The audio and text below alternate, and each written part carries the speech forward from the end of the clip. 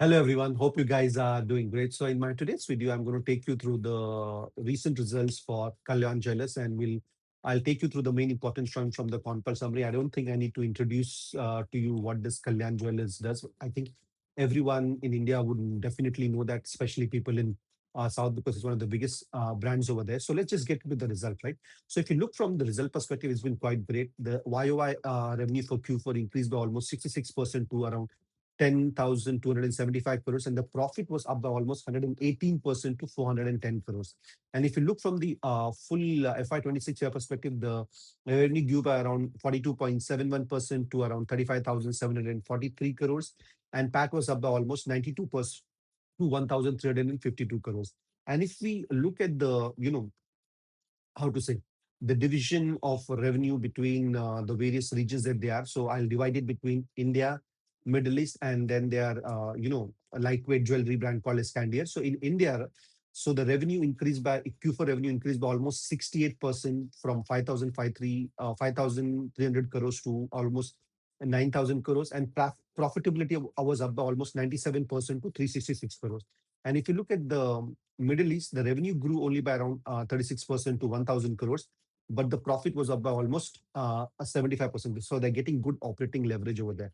And if you look at the overall growth, which is coming from Kalyan Jewellers, it's mainly coming from India. And if you look at their lightweight jewelry brand, right, which is Candere, their revenue grew by almost 367% from 28 crores to 131 crores. And this business was most in losses this year.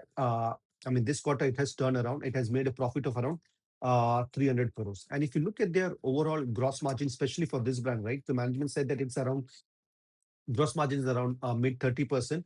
And the good thing about it is that 70% of the jewelry that they sell over here are stud mix. Because, and why is it more important? Because whenever a jewelry has a studded mix, right, the margin for the company is much more, and so, and the profit also increases. So what the management is trying to do is, right, to increase their presence in by increasing the number of stores in Candia, which will overall help the profitability. So overall the sales will also grow, but majority of the profitability boost will come from Candier as it when it grows. And if you look at their new stores, right, we need to look at this, which is very important, right? Because for any jewelry store, right, if they want to increase their soul, they cannot just depend upon their same store sales growth. They have to, open new stores so more sales can happen. So if you look at FY26, they launched around 129 showroom, between the various brand, which is Kalyan and Candier, and they opened their first Kalyan showroom in UK. And if you look at the FY27 plan, right? So they have plans to open around 150 showrooms across Kalyan, Candier, and they're going to start a new regional brand. So it's going to be divided between them.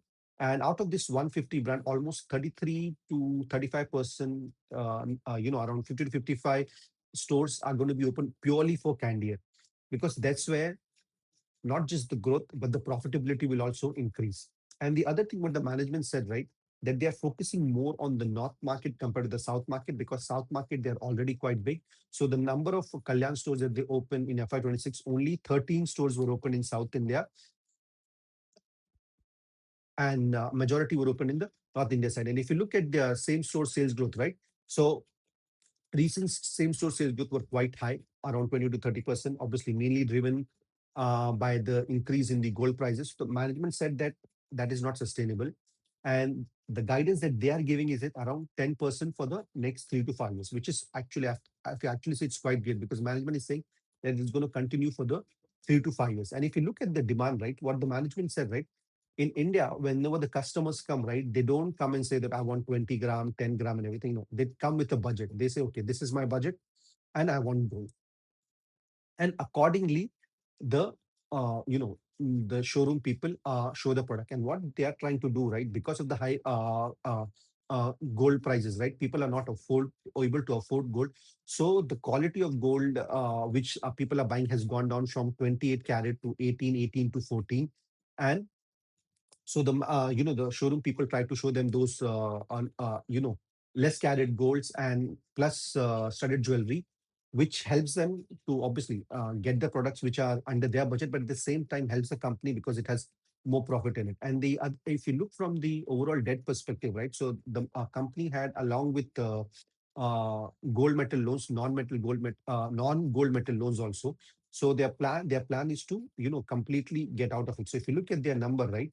So in the non-gold metal loan, right, they have reduced the debt by another 360 crores. And if you look for the past 3 years, right, the non-metal gold loan was around 3 years before was around 1,300 crores. Now it has come down to 300 crores. And what the management is saying that by the end of FY27, the non-gold metal loan would be zero. So they want to completely wipe it off. The main reason is why, because those are more expensive compared to the gold metal loans. And in terms of the cash flow that they're generating, what the management is saying that whatever cash flow they're going to generate, 50% is going to be used for dividend and a debt reduction and capex, and the remaining fund which will be left, right, will be used to, how to say, for the growth of Candere and the regional brands which they're planning to increase. And if you look for the FY27, management has not given any specific guidance in terms of revenue and growth. But what they said, right, April has started quite well at the back of Akshaya Tritiya. So April has gone quite well, and they see that the demand will be there. And if you personally look at the company and how well they have done in the past 3 to 4 years, I think it's quite reasonable to say that they're definitely going to grow at the range of around 35 to 40%. See, the 10% growth is by default going to come from the same store sales growth. Then they're adding new stores which are going to add on to the overall growth, and at the same time, the value of the goal increasing. So that's what they're planning to do, right? And if you look at the, how to say, the forward P of Kalyan Jewellers, if you look at the profit that which they're going to make in FY27 compared to FY26, the P comes around 20 to 24. Forward P comes around 20. And if you look at the growth, right, you are getting a growth engine of around 35 to 40% at a P of around 20 to 24. Personally, if you ask me, it's quite a good deal.